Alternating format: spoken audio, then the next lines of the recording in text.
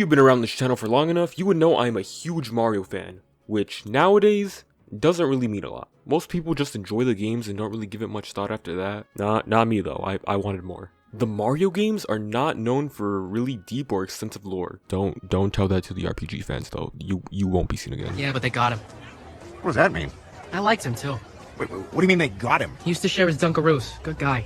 Fuck this, John. Mario doesn't really throw a lot at you compared to someone like Sonic, who has a 12-year-old girl get gunned down by the government and then jump into a really annoying mech segment that goes on for way too long. Fan comics are in every fandom. I don't really need to explain what it is. No matter what fandom you're in, sometimes you want more than what's officially available. They're meant to expand upon the already existing IP, but with Mario fan comics, they're basically made up of a lot of headcanons. I'm mainly going to be discussing the comics I read when I was younger, or just ones I found recently that I've enjoyed. A lot of them are going to involve Luigi. Some are pretty short, some are pretty long, some are, But before we get into that, I feel like I have to talk about the actual official Mario comic, because I think it's a good blueprint for what a good Mario comic is. Super Mario Adventures was a comic that ran in 1992 as a part of Nintendo Power. The comic mainly adapted Super Mario World, but it still told its own original story. This comic is widely beloved by a lot of Mario fans, and for good reason. It is really good. And in my opinion, is the best adaptation these characters have gotten, which is not saying much considering what we have gotten. But characters like Mario and Peach are done so well. I like how Peach gets an entire chapter to herself where she has to fight the Koopalings. When it comes to Peach, you either see people write her as very generic or just really inconsistent. I grew up watching the comic dub done by Tattoo Pedigree. Even after all these years, it's still so iconic to me. No! I've been having bad dreams about that Cataloni! I've said it before and I'll say it again. Every time I read this comic, these are the voices I hear in my head. This comic is what I wanted the movie to be like.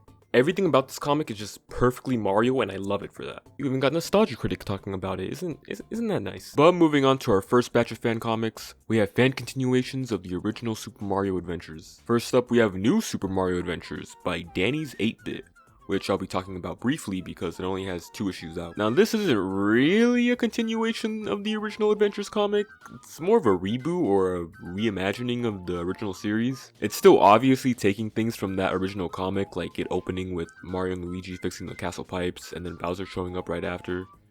He doesn't rap in this one though. I want to rule this kingdom too, and that's just what I plan to do. Thumbs up, kid, and here's to you! If we really want to look for a true continuation of Super Mario Adventures, then we can look at Super Mario Adventures Continued, drawn by Shiro Gothier, written by Gabe Lerman, and edited by Beth Lerman. Continued isn't just a good fan comic, but I think it's also just a really good Mario fan project. It is different than what New was trying to do. New was trying to do a big overarching story like how the original series did it, but instead Continued has its own unique adventure in each issue. The art is also clearly taking inspiration from the original book, and it's just really charming. One thing I've noticed is that they like to change Mario and Luigi's colors a lot, and it'll just change out of nowhere. Like 1 second it's red and blue, then it's red and brown, then it's blue and red. My favorite issues are Driven Miss Crazy, where Peach and Daisy go on a solo adventure and Mario and Luigi have to look after the castle. I like Mario's Miss Cake, where Luigi has to stop Mario from giving Peach a cake he made her.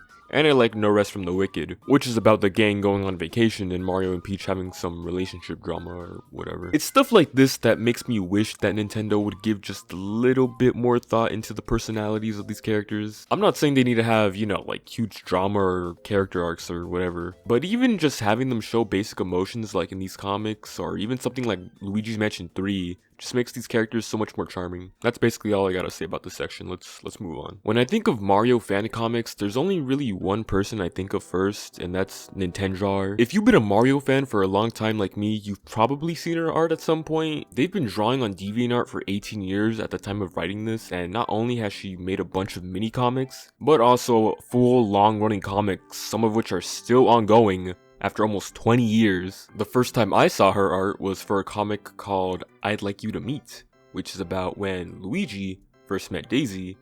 You're gonna notice a common topic when it comes to comics I used to read as a kid. They also have another comic just called Super Mario Bros, and this one follows Mario and Luigi on their first adventure in the Mushroom Kingdom. Some highlights: Bowser has an ex-wife, Bros get harassed by squids. No, not that kind. Pauline broke up with Mario, and they both get in a fight, but make up pretty quickly. Well, quick in hindsight. One thing I like about these comics is that you can see the gradual improvement of the art over the years. The new style is obviously an upgrade, but there's something so charming about the old art style from 2007. What is not charming about the old style is the paneling.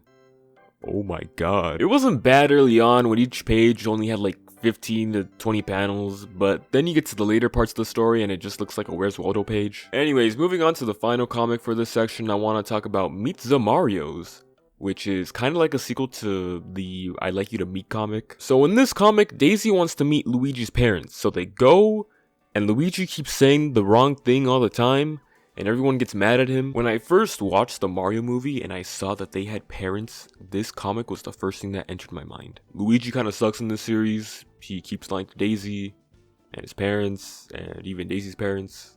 He would not do that. Deep down, he's kind, gentle.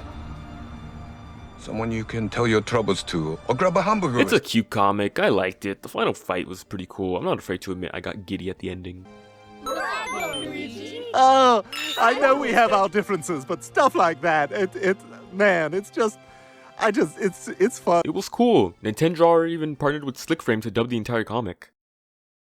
Oh god, I gotta talk about Slickframe. Slicky, why do you call every girl on this show mommy? Okay, so this technically isn't a comic, but he does comic dubs, and I'm never gonna get a chance to talk about him again, okay? Just give me this. Slickframe is a YouTuber that does a lot of comic dubs, and is the one that dubs a lot of Nintendrawer's comics. Their main series, however, is Ask Mario, which is a series where Slickframe answers viewer-submitted questions with Mario characters. Not as Mario characters, although he does voice most of them, but he is an actual character that just hangs around the main Mario cast. There was also this one time where King Boo took over the show for Halloween, which, you know, is fun, is cool, makes sense. But 5 months later, and he's still the host. It wasn't just the videos he took over, it was the community posts too. Why'd you do that, Slickframe? I'm subscribed to you. Do you know the type of notifications I would get? And look, I get it, I got my own little talk show too. He even has the Mario art done by Nintendrawer herself. But also, I just think it's funny, especially when he doesn't use the character art and does videos with the amiibos instead. Oh, I could not wait for you guys. It was really bad. You see, I ended up putting 3 oranges down my drain and... What? Now imagine this, but without the voiceovers. I've gotten way more kisses than you, Bowser. Just ask all the women I've dated. Was living behind that boy's eyes was purely and simply evil. Back in 5th grade, they gave us iPads to do work on, which we never actually did. It was barely monitored and our whole class got in trouble, blah blah blah. But I remember going on Google and searching up Mario Galaxy stuff on the iPad. That's when I found this Mario Galaxy comic by Paratroopa CX. This series is a lot shorter compared to everything else I've talked about, but it still had an effect on me as a kid. I remember trying to copy the art style because I really liked how the characters were drawn. Now it just reminds me of this image. I also remember I couldn't actually go on DeviantArt on those school iPads, so I had to look for these pages on Google Images. But a lot of the time, certain page numbers just wouldn't show up, and also I wasn't able to find out if new pages got uploaded. The comic itself, it's fine, it's nothing special. It's basically just a retelling of Mario Galaxy with some more drama. Miyamoto sure likes stealing ideas. 3 Little Princesses, yay. I do somewhat have nostalgia for this comic, at least the first part, but it never really stuck with me as much as the previous ones I've talked about. I do like the Boogeyman's art style. I think it fits very well with the cartoony and colorful world that Mario has. The comic originally only had 1 part back in 2008. Rosalina was still a brand new character at the time, so it makes sense why it was made. And you know, I thought it was a pretty alright comic. I can see why it was so liked at the time. Rosalina crashes her observatory in the Mushroom Kingdom and Peach and Daisy decide to have a sleepover. A bunch of wacky stuff happens and the 3 princesses end the comic with a newfound friendship. Aww. Yeah, so 10 years later, 2nd and 3rd part were made for some reason, and this time it's less about the 3 princesses and more just about Daisy and Peach. Daisy is sad Rosalina took up all the attention and makes a wish which turns her into classic Daisy. And Peach gets jealous that Daisy is getting all the attention now. I don't really like how Peach is written in this comic. She just doesn't really act like how she would actually act. Someone you can tell your troubles to, or grab a hamburger with. And I know I can say the same about her in part 1, but part 1 works because it's just a one-off story that isn't trying to be all dramatic and have a big plot. YouTuber Skeletyn made a whole rant video about this comic. Some opinions I agree with, some I don't, but overall it was a pretty good watch, or listen. I listened to this comic during my car ride to Cane's. Well, this is all horrible and stuff, but at least he doesn't shoehorn in any fetish material. Alright, next up we got, oh no, Psycho. Not that one. Psycho's an artist that draws a lot of edgy Luigi fan art. At least that's how I know them. I remember seeing a ton of their art in Mr. L slideshow videos back in the day. Their art style is very early 2000s. I mean, you can just tell by looking at their art that there's a heavy anime influence. They have two main comics I want to talk about: Brotherly Love and Alone at Home. I should not have been reading these comics at the age I was. Same thing with that Anime Bro Me plush video. I'm a virgin, it's my first time. And look, I know what I am, okay? I see Luigi and I see Daisy, it's gonna get my attention, alright? I know what I am.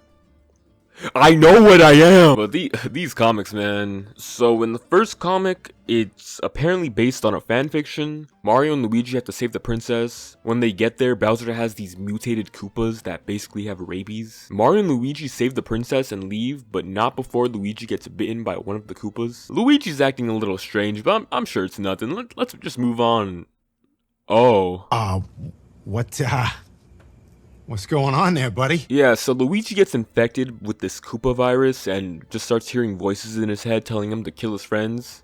Obviously, this isn't good. Mario has to like chain him down, but it still doesn't end up working and Luigi still kidnaps the princess. That's pretty much where this comic left off, and I really doubt it'll continue seeing as it's been more than 15 years since the last page. Alone at Home. Alone at Home follows Luigi and Daisy while they're alone. At home. And then Mr. L shows up. If you ask me who my favorite Mario character is, my simple answer is Luigi.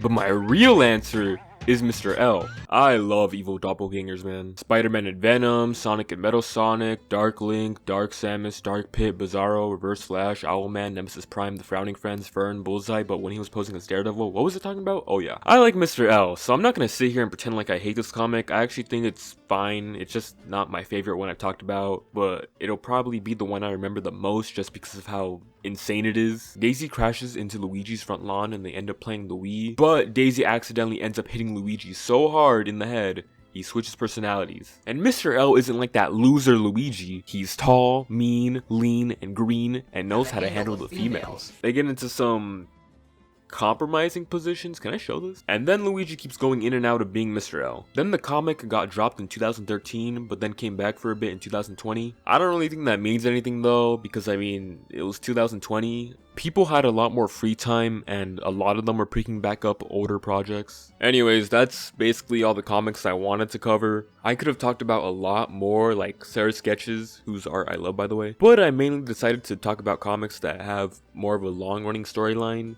or at least attempted to. I was a Mario fan before reading these comics, but reading them just made me even more of a fan, and they're also the reason why I fell in love with doing art. I mean it when I say I used to try to replicate all of these art styles when I was younger. I think the most important thing to take away from this video is, if you're a part of any type of fandom, don't be afraid to use it and make something of your own to show your love for that thing. Every drawing, every comic, every critique is all because everyone in this space loves this franchise. Anyways, if this video does well enough, I'll talk about the fanfiction. Alright, bye.